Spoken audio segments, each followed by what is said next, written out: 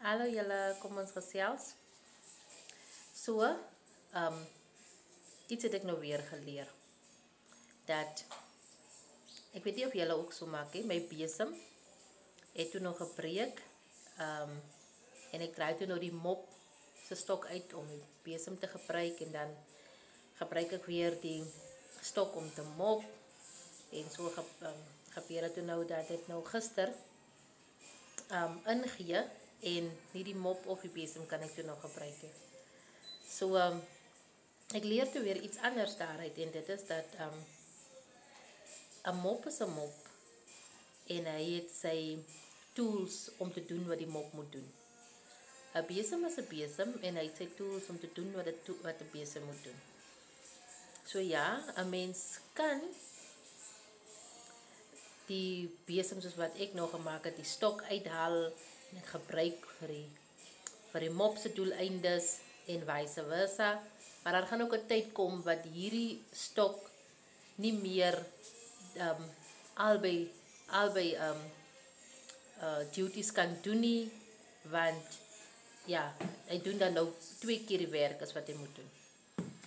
En so leer ek het ook in ons lewens in, dat ek is 'n vrou, ek is 'n ma, en ek is geroep om 'n ma te wees. Hier het my geskaap om 'n ma en 'n vrou te wees.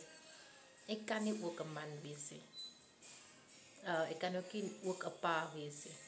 Ja, daar is vrouens, daar is situasies waar ons genoodsaak word om albei rolle te speel.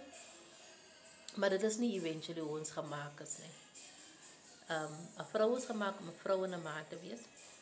En 'n man is gemaak om 'n pa en 'n man te wees. En dit is so equipped ook. Wat gebeur is dat met die tyd, as jy nou die responsibility van albei op jou vat, gaan jy kry.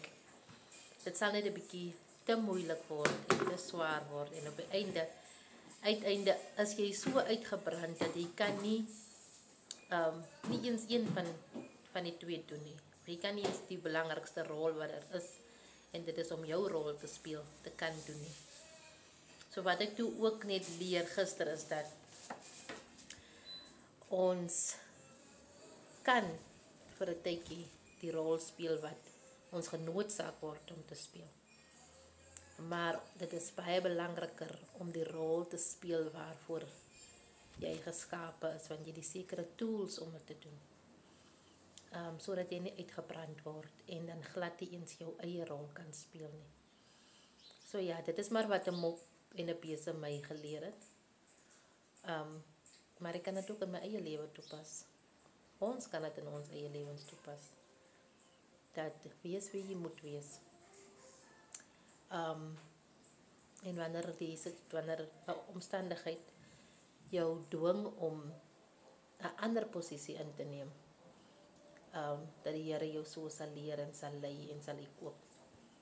Maar wanneer jy nog in die kans staan om te doen waarvoor jy in die eerste plek gereed is om te doen, doen dit voluit, doen dit met liefde. Ja, sodat jy nie uitgebrand word en glad eens kan doen wat jy moet doen. Jesus liefde. Bye bye.